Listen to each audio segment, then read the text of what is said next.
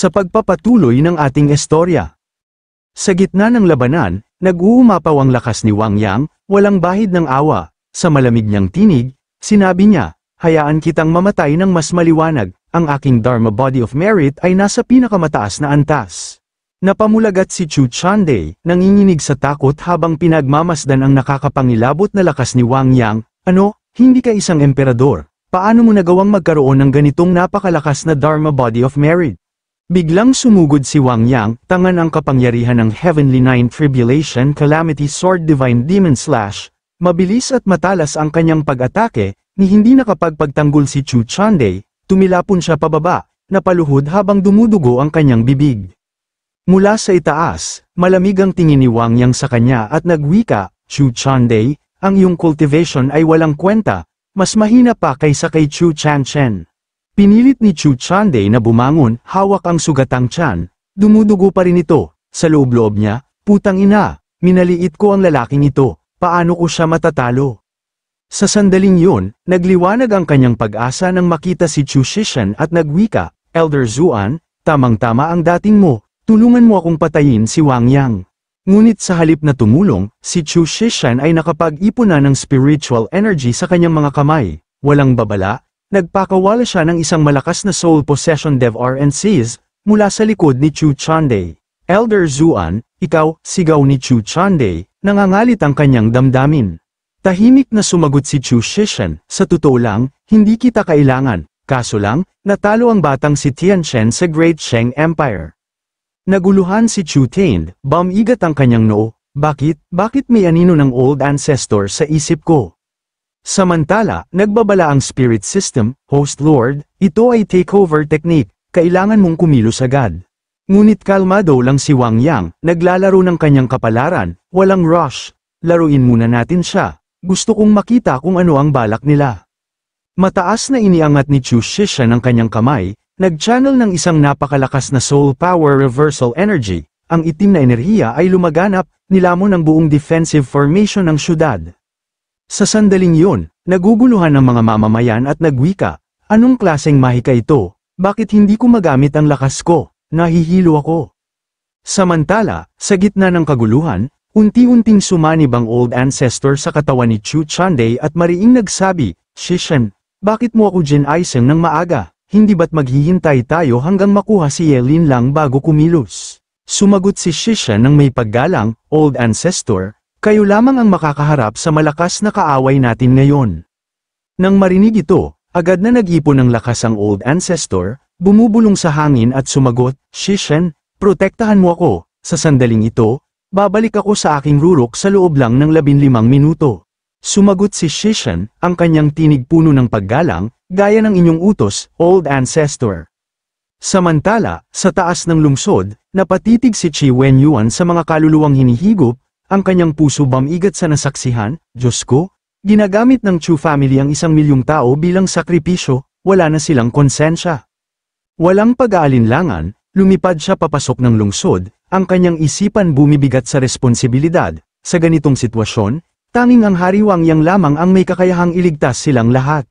Lumapit siya kay Wang Yang, desperado, at sumigaw, Your Majesty, hinihigop ng old ancestor ng Chu family ang mga kaluluwa ng mga mamamayan, mangyaring iligtas mo sila.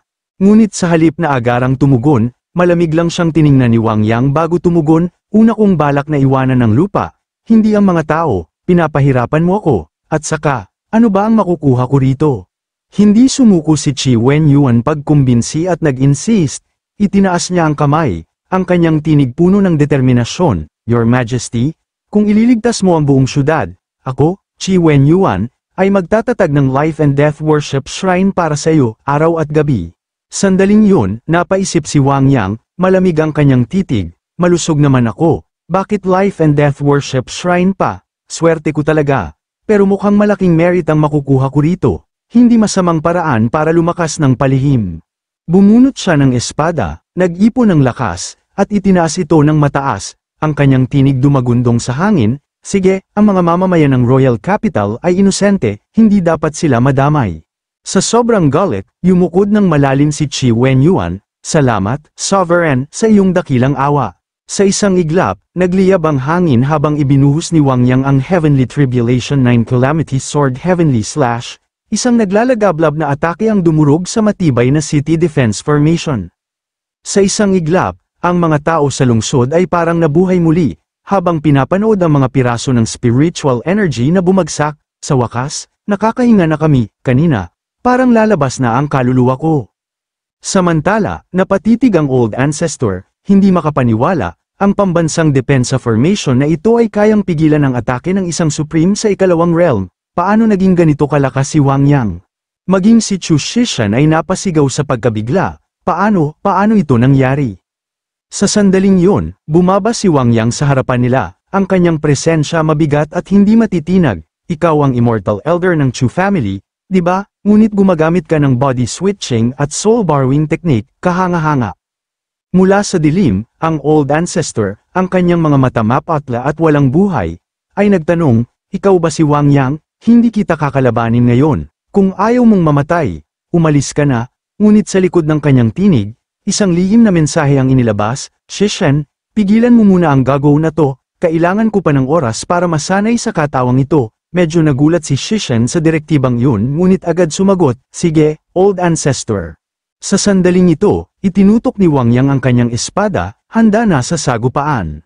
Naglaho si Chu Shishan sa pamamagitan ng kanyang whale ghost art soul eroding whale, mabilis na lumusab kay Wang Yang habang bumubulong ng matinding sumpa, ngunit hindi siya basta-basta matatalo, agad bumuo si Wang Yang ng isang sword seal, nagliliwanag sa kanyang divine celestial technique na heavenly divine tyrant art, golden barrier, mayabang niyang inismid, matanda ka na, wala kang respeto. Mang-aambush ka pa ng mas bata?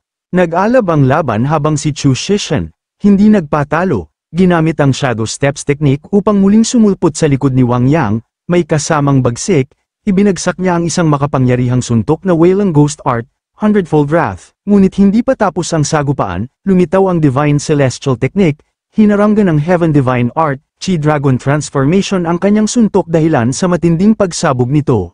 Pinanatili ni Wang Yang ang kanyang kalmado at nagbigay ng nakakalasing na papuri, angas mo, matanda, pero sa lakas, parang kagat ng langgam lang to, napatigil si Chu Shishan, nabalot ng pagkabigla, papaano nangyari to, na-neutralize niya ang buong energy ko. Sa isang mabilis na kilos, ginamit ni Wang Yang ang Chi Dragon Art, Drunken Dragon Ascends the Heaven, isang daluyong ng enerhiya ang tumama kay Chu Shishan, malakas na inihulog siya sa lupa, nilabanan niya ang sakit. Bumubulong, ito, paano? Eksaktong kapareho ito ng aking 100-fold wrath, pero hindi na nag-aksaya ng oras si Wang Yang, isang huling teknik ang kanyang pinakawalan. Hawak ni Chu Shishan ang kanyang dibdib, nanginginig at sumigaw, Old Ancestor, patawad, hindi kita matutulungan, nagngit-ngit ang Old Ancestor, tinawag si Chu Shishan sa desperasyon, ngunit huli na, ginamit na ni Chu Shishan ang kanyang enerhiya upang puksain ang sarili.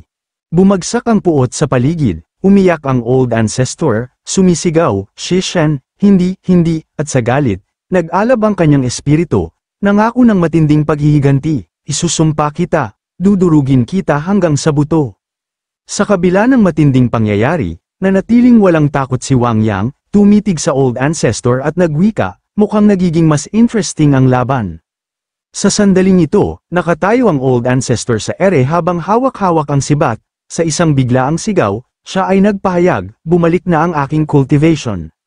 Samantala, nang inig si Qi Wenyuan sa presyon ng lakas, nakakatakot ang pressure na ito, maaaring ito na ba ang Supreme Realm?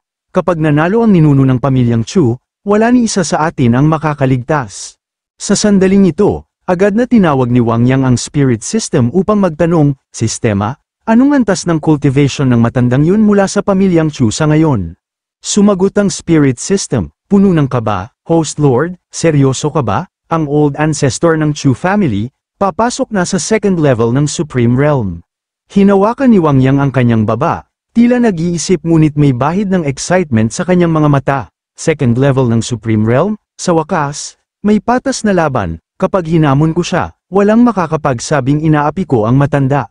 Ngunit hindi na nagpatumpik-tumpik pa ang Spirit System, yumuko ito sa babala, Host Lord, kumilos ka na. Kapag nag-aksaya ka pa ng oras, baka ikaw pa ang mapahamak. Sa isang iglap, agad naghanda pag-atake ang Old Ancestor, isang higanteng buhawi na kasabay ng kidlat, ang kanyang katawan ay kumikinang habang mataas niyang itinataas ang kanyang sibat, isang nakakapangilakbot na sigaw ang lumabas mula sa kanya. Wang Yang, batang musmos, tingnan natin kung ilang tao ang kaya mong protektahan, lahat kayo rito. Isasama ko sa hukay ni Shishan. Ngunit hindi natitinag si Wang Yang, kunot-noo siyang inilabas niya ang Myriad Soul Banner, nag-aalab ang kanyang diwa at sumigaw, ang yayabang na mga sinasabi mo. Pero tingnan muna natin ang kalidad ng second level Supreme Realm mo, lumabas na kayo, mga kapwa-tawista, sa isang iglap, sumulpot ang lahat ng kaluluwa na kanyang tinawag, handa na para sa tunay na pagsubok. Sa gitna ng karimlan, nabalot ng gulat ang mukha ng Old Ancestor, isa-isa silang napasinghap at nang usap, tinig na puno ng pagtataka. Ito, lahat sila ay mga may angking talento mula sa pamilyang Chu. Ito ba ang soul binding technique, Wang Yang? Ikaw, saan mo natutunan ang ganitong kabangis at kasamaan? Malamig at matibay ang kilos ni Wang Yang, mabilis niyang binitiwan ang dilaw na bandera, titig na matalim ang iniukol sa kausap, at walang alinlangang nagsalita. Isa kang matandang umagaw ng katawan ng iba. Anong kapal ng mukha mo para ituro ako? Sa isang utos, umalingaw-ngaw ang tinig ni Wang Yang. Mga kapwa Daoist, sumugod na kayo, mula sa anino, nagsama-sama ang mga kaluluwa, pinalibutang ang Old Ancestor na napangisi ng malupit, hinawakan ng matanda ang kanyang sibat, matay nag-aapoy sa galit at determinasyong sumugod, samantalang bumalat sa kanya ang nagbabantang espiritu. Lahat ito ay kagagawa ni Wang Yang, hindi ako ang dapat sisihin. Sigaw ng matanda habang iwinasiwas ang kanyang sibat, inilabas ang matinding, Burning Blood Tyrant Halberd, Blood Demon Heavenly Slash, na bumaon sa mga kaluluwa at hinati ito sa dalawa. Samantala, tahimik na nakamasid si Wang Yang, tila isang tagapanood sa madugong sagupaan, sa isang matalas na pagsusuri, ngumiti siya ng bahagya at bumigkas. Ang mga espiritong ito, bagamat kalahati lamang ng lakas noong sila'y buhay pa, ay tila walang hanggan at hindi natitinag, medyo kapaki-pakinabang. Nagngangalit ang Old Ancestor, galit na sinira ang mga kaluluwa, ngunit hindi siya makapaniwala nang makita niyang patuloy pa rin silang lumalakas. Nang makita ito, si Qi Wenyuan ay nagulat, nag-alinlangan sa kanyang pananalig. Imposibleng kahit anong karaniwang mahiwagang sandata ay kayang supulan ng isang makapangyarihang nilalang sa Supreme Realm. Nang marinig yun, isang hagalpak ng halakhak ang lumipad mula kay Wu Xuanji, mayabang niyang inihayag. Ni hindi pa ito ang buong lakas ng aking master. Samantala, nagliyab ang tingin ng matandang ninuno, itinapon ang Burning Blood Tyrant Halberd at Blood God Earthquake, ngunit hindi pa rin niya tuluyang nawasak ang mga espiritu, napaurong siya, tinig ay nagliliyab ng desperasyon. Hindi ako maaaring mamatay rito, kailangang maibalik ko ang pamilya Chu. Sa sandaling yun, tumingala si Wang Yang, matay puno ng matinding determinasyon. Itinaas niya ang kanyang kamay at sinambit ang malakas na teknik, Heavenly Divine Iron Will, Heaven's Boundless Domain. Pagkatapos, mariin niya itong tinignan, ngumisi ng bahagya at ngawika, akala ko maraming langgam ay kayang pumatay ng elepante, pero mukhang minaliit ko ang isang Supreme Realm expert. Nagmaladyos ang matandang ninuno, sumabog ang kanyang enerhiya, isang sigaw ang lumipad sa himpapawid.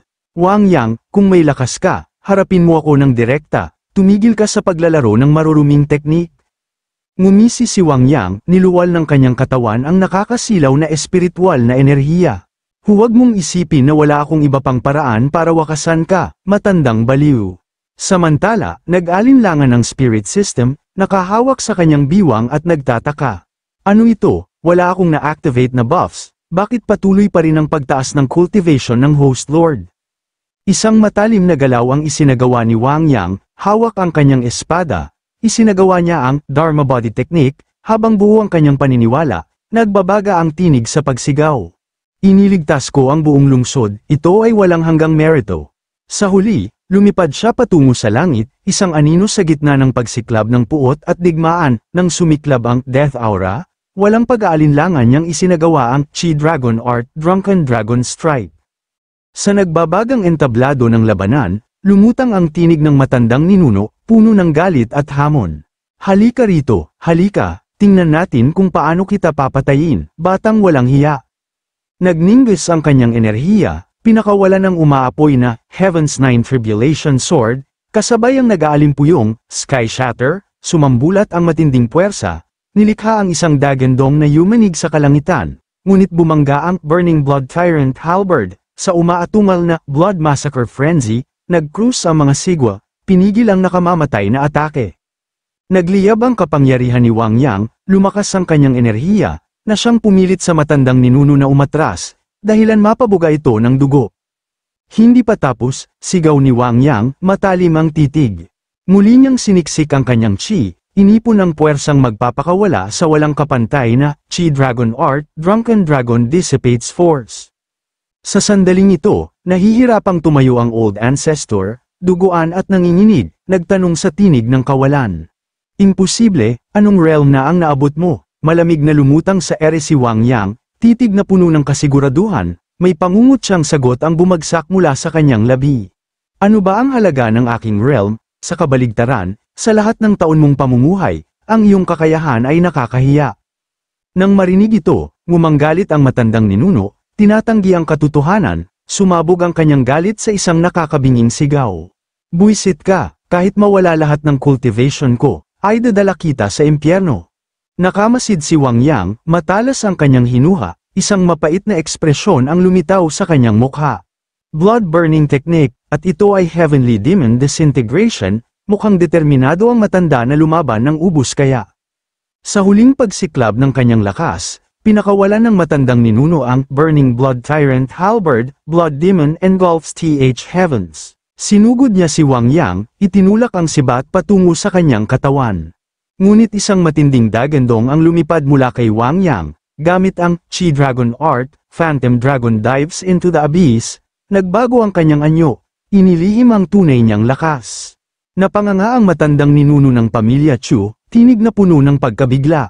Paano ito nangyari? Anong skill ito? Sa isang iglap, lumitaw si Wang Yang sa kanyang likuran.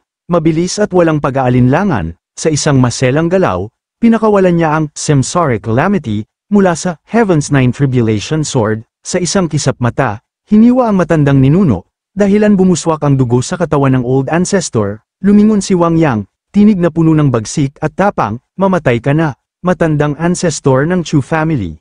Sa gitna ng nakakapanindig balahibong labanan, si Chi Wenyuan, na nanginginig sa pagkagulat, paano? Paano ito nangyari? Bulalas niya, hindi makapaniwala na isang tibak lamang ang bumura sa isang nilalang na umabot sa Supreme Realm. Sa tabi niya, si Xuanji ay nagpakawala ng isang tiyak ng ngiti, sinabi ko na sayo, ang matandang Chu ay walang laban sa Master, aniya, puno ng kumpiyansa. Samantala, isang tinig ang pumailan lang sa hangin mula kay Wai Liu Qingyao, puno ng tuwa at pasasalamat, salamat sa langit at lupa, muling nanaig ang Supreme Sect Ancestor. Sa galit, nag-cruise ng mga braso si Yin Mei Niyang, at mayabang na nagwika, tama ang desisyon ko. Sa loob lamang ng ilang araw, nag-antay na ang matinding kaaway, mukhang mas mainam na maging malapit ako kay Wang Yang sa hinaharap. Samantala, sa sahig, halos hindi na makagalaw ang matandang ninuno ng angkan ng Chu, humihingal siya, pilit na inuunawa ang nangyari, ano ang nagawa kong mali, bakit biglang naglaho ang aking angkan, tanong niya sa sarili, puno ng panghihinayang. Lumapit si Wang Yang, malamig ang tingin, at sa isang matigas na tinig ay sumagot, nagkamali ka sa paghamon sa maling tao. Tila nagising sa matinding realidad, tumawa ng mapait ang matandang ninuno, kahit ito ang kapalaran ng angka ng Chu, aniya. Ngunit ang kanyang tinig ay puno ng lungkot, saglit siyang tumigil, saka nagbanta, ngunit kung papatayin mo ako, jijisingan mo ang galit ng langit. Isang malamig na ngiti ang lumitaw sa mukha ni Wang Yang, galit ng langit, aniya. Habang itinataas ang kanyang nagliliwanag na espada, ako ang galit ng langit, matanda, oras mo nang lumisan. Sa takot, halos hindi makapagsalita ang matandang ninuno, ikaw, hindi ka ba talaga natatakot sa isang saint, ngunit hindi na niya natapos ang kanyang pangungusap, sa isang malupit na was-iwas ng espada, tinuldukan ni Wang Yang ang lahat.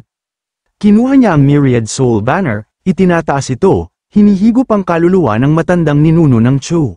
Tumawa siya ng may pagkasadista at nagwika, halika rito, ha? Matanda, paano ko papayagang madali kang mamatay? Magtrabaho ka na lang sa Myriad Soul Banner ko.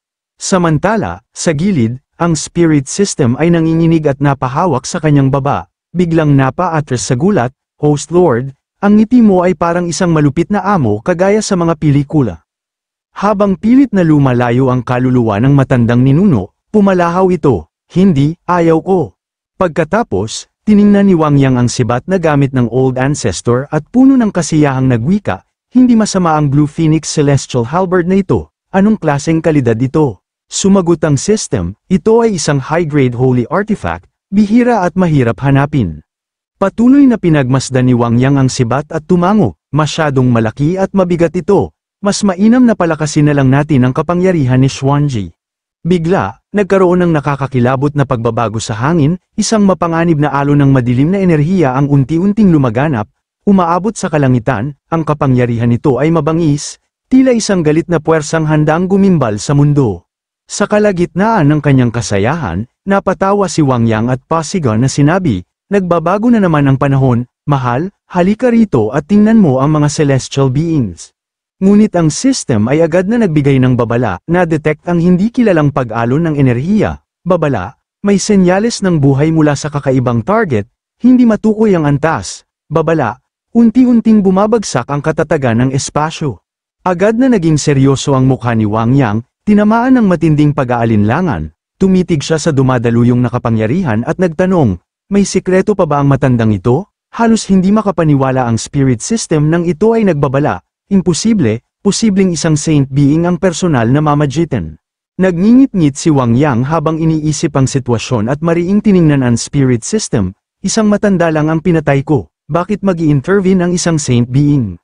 Napailing ang spirit system at tinakpan ang tinga nito, tila hindi na makayanan ang tensyon, "Hindi ko alam, hindi sapat ang kapangyarihan ko ngayon, at wala akong karapatang suriin ang kalaban, pwede ko lang hulaan, at least nasa quasi-saint level siya." Sa sandaling yun, dumilim ang kalangitan, nagbabadya ng isang kagimbal-gimbal na pangyayari. Mula sa itaas, unti-unting lumitaw ang isang pares ng pulang mata. Nag-aapoy sa galit, isang malalim na tinig ang dumagundong, "Sino ang walang galang na pumatay sa miyembro ng angkan ng Chu?" Naghasik ng galit ng langit. Nang marinig ito, sumingkit ang mga mata ni Wang Yang, tumitig sa nagbabantang presensya, at walang takot na sumagot, "Galit ng langit? Ako ang pumatay sa matanda ng angkan ng Chu, siya ang humamon sa akin." Sa kanyang isipan, lihim niyang iniisip, "Kailangan ko munang alamin ang lakas nitong saint being kuno." Isang galit na sigaw mula sa quasi-saint being ang pumailan lang, "Handal mong langgam ka, hindi mo ba alam na may quasi-saint being ang nagtatanggol sa angkan ng Chu? Mukhang gusto mong mamatay." Mula sa langit, isang nakakagimbal na kidlat ang bumagsak, nagdulot ng matinding dagandong sa paligid. Samantala, nagulat si Yin Mei Niyang, napaatras ng bahagya at mariing nag-isip, "Hindi ko inasahang ganito kalakas ang koneksyon ng angkan ng Chu, kaya pala nila pinatay ang emperador." Sa gitna ng kaguluhan, mabilis na sumigaw si Liu Qingyao, Supreme Sect Ancestor. Sa parehong sandali, itinaas ni Wu Xuanji ang kanyang sibat, at nababahalang sumigaw, "Masamang balita ito, Master." Samantala, hindi nagpakita ng takot si Wang Yang. Dahan-dahan niyang binunot ang kanyang divine sword, pinalakas ang kanyang aura, at nangiwi, mukhang wala namang dapat katakutan sa isang quasi-saint being, aniya, puno ng kumpiyansa. Sa isang iglap, lumipad siya patungo sa langit, walang pag-aalinlangan sa kanyang kilos. Sa isang matigas na tono, sumigaw siya, "Lumaban ka kung kaya mo, kung may kakayahan ka, hindi ka na magsasalita ng ganyan, umalis ka, o ipapakita ko sa iyo ang kalupitan." Sa gitna ng karimlan, nagliliyab ang kapangyarihan ni Wang Yang. Sa isang iglap, ginamit niya ang kanyang malakas na ninefold sword technique, isang makalangit na kapahamakan na palm unit sa hangin, hamati sa kalawakan, at bumangga sa quasi-saint, isang dagandong na pagsabog ang lumaganap sa kalangitan, sinasabayan ng matinding kidlat at dumadagundong na tunog, parang mismong langit ang nagalit. Nagtagpo ang tingin ni Xuanji at ng kanyang mga kasamahan, at sabay silang napasubsob. Tinakpan ang kanilang mga mukha mula sa nakabubulag na liwanag, habang ang kanilang puso'y punong-puno ng kaba. Taimtim silang nanalangin, "Supreme Sect Ancestor, sana ay ligtas ka," bulong nila. Umaasang mananalo ang kanilang Panginoon. Samantala, si Mei Niyang ay nakikiramdam, kumikislap ang kanyang mga mata sa pagkamangha. "Hindi ka panipaniwala, ilang lihim pa kaya ang tinatago ni Wang Yang, mukhang hindi ko siya maaaring maliitin." Nang mawala ang maitim na usok, tumambad si Wang Yang, matatag at hindi natinag, animoy isang Diyos na bumaba sa mundo. Isang malamig na ngiti ang gumuhit sa kanyang mga labi, ito na ba ang lahat ng kayang gawin ng isang quasi-saint being, ani niya nang may panunuya. Sa kabilang banda, isang salamin ang nabasag sa galit ng lalaking nakaupo sa trono, nanginginig siya sa puot, isang hamak na tao lamang, paano siya nang ahas na atakihin ang aking outer avatar ko, pero bakit hindi siya tinamaan ng kaparusahan ng langit, maaari kayang taglay niya rin ang kapangyarihan ng heavenly daw, tumaginting sa kanyang isipan ang takot at pagdududa. Bumalik ang eksena kay Wang Yang, kung saan isang grupo ng mga tao ang lumuhad sa kanyang harapan, puno ng pasasalamat at mariing nagsabi, "Dakilang immortal, salamat po sa inyong habag, kailanman ay hindi namin ito malilimutan, sa harap ng inyong banal na presensya, kami ay magiging tapat magpakailanman." Samantala, tumawa ang spirit system, nagbunyi sa tagumpay ng kanyang Panginoon, napakahusay ng host lord, kayang harapin ng isang quasi-saint being, ngunit bago pa man lumawak ang kanyang papuri, isang malakas na pitik ng daliri ang bumagsak sa kanyang mukha. "Host Lord, bakit?" gulat niyang tanong, "maging mas matalino ka sa susunod." Malamig na sabi ni Wang Yang, kita ang pagod sa kanyang tinig, "Quasi-saint being lang, natatakot ka na." Makaraan ng ilang araw, sa malayong palasyo ni Yin Meiniang, isang mahinahong pagpupulong ang naganap, isang grupo ng mga pinuno ng 4 na dakilang pamilya ang nagtipon, may halong kaba sa kanilang mga mukha. "Bakit mo kami tinawag?" tanong ng isa. Mataas at matatag, itinaas ni Yin Meiniang ang kanyang kamay bilang sagisag ng kapangyarihan at tumugon, "Siyempre, upang ipakita sa inyo kung paano mabuhay, ang Chu family ay pinatay na parang langgam, ayaw niyong sundan ang kanilang yapak, hindi ba?" Nang marinig yun, sumigaw ang purple-clad family master, nag-aapoy ang galit sa kanyang titig, "Maghinay-hinay ka, Yin Meiniang, hindi ito ang panahon ng iyong ama, huwag mong isipin na mapipilit mo kami mag-submit." Sumang-ayon ng brown-haired family master at nagdagdag, "Ang aming 4 na pamilya ay hindi dayuhan, huwag mong akalaing pagkatapos mong wasakin ang Chu family, makakapangahas ka rito." Ngunit kalmado lang si Yin Meiniang, waring walang pakialam sa kanilang takot at galit, "Naiintindihan ko ang lalim ng inyong mga ugat, ngunit tandaan ninyo ang kasabihan, kahit malakas na dragon, hindi kayang talunin ng lokal na ahas." Antong hininga siya, "Alin sa kanila? Kilalanin niyo lang si Wang Yang ng Great Shang Empire bilang Panginoon ng Xuanyu Empire, titiyakin kong ligtas ang inyong mga interes." Isang katahimikan ang bumalat sa silid bago nagpatuloy ang green-dressed family master, bumangon at tumanggo, "Kung ganoon, hindi namin tututulan ang Great Shang Empire na sakupin ang Xuanyu Empire."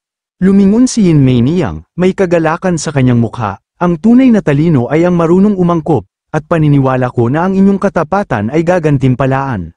Ngunit sa kabila ng pag-usad ng usapan, nanatiling matigas ang paninindigan ng purple-clad family master, "Huwag mo kaming ipasya, hindi kami sisuko sa batang Wang Yang na yan."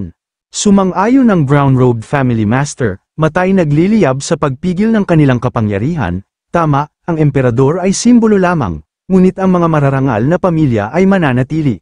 Pagkatapos, sa pagtagpo ng titig, tumanggo ang brown-robed family master sa green-dressed family master, binigkas ang kanyang plano ng may lalim at paniniguro, malakas ang tinatamasang suporta ni Wang Yang ngayon, at kakampi niya ang mga tao sa kabisera, "Mas mabuting maghintay-hintay muna tayo, kapag nalaman na natin ang tunay niyang lakas, maaaring hindi imposible na mapalitan siya." Tumango ang green-dressed family master, sumasang-ayon sa estratehiya, "Makatwiran, manatili tayo sa gilid at magmasid." Kinabukasan sa Great Shang Palace, tahimik na binabasa ni Ye Linlang ang mga ulat, ngunit bakas sa kanyang mukha ang pagkabagot, "Puro walang kwentang bagay, akala ba nila wala akong ginagawa, kamusta na kaya ang aking asawa, sigurado akong panalo na naman siya, malapit na siguro sila sa kapitolyo ng Xuanyu Empire ngayon." Isang biglang pagsugod ang naganap, isang utusan ang dumating, humihingal sa pagmamadali, "Your Majesty, may balita ng tagumpay mula sa digmaan." Nang marinig yun, nagningning ang mga mata ni Linlang, agad siyang tumayo, puno ng sigla at pag-asa, "Ano? Nanalo na naman ang asawa ko, dalhin mo rito ang balita." Binasa niya ang sulat, at sa bawat linya ay lalong lumakas ang kanyang sigla, nasakop na ang kabisera, at ang Chu family ay tuluyang winasak. Sa likuran niya, isang dagandong ng pagbubunyi ang pumailan lang, "Pagbati, Your Majesty, pagpalain ng langit ang Great Shang." Ngumiti si Ye Linlang, puno ng pagmamalaki, "Ang galing talaga ng asawa ko. Hindi ako nagkamali sa pagpili sa kanya." Agad niyang iniutos, ihanda ang paglalakbay, gusto kong personal na pumunta sa Xuanyu Empire upang batiin ang National Lord na si Wang Yang sa kanyang tagumpay. Nagbigay galang ang utusan, opo, Your Highness. Samantala, sa plaza ng Xuanyu Empire, naglalakad ng may kumpiyansa si Wang Yang. Ngunit sa kanyang kalooban ay naroon ang inis. Bakit kailangan ko pang lumabas para salubungin ang mga bisita? Nakakainis. Ang tagal nila. Dapat mas mabilis na sasakyan ang ginamit ng Empress. Isang buwan na mula noong huli naming pagkikita. Kumusta na kaya siya? Gusto ko nang magbimbang.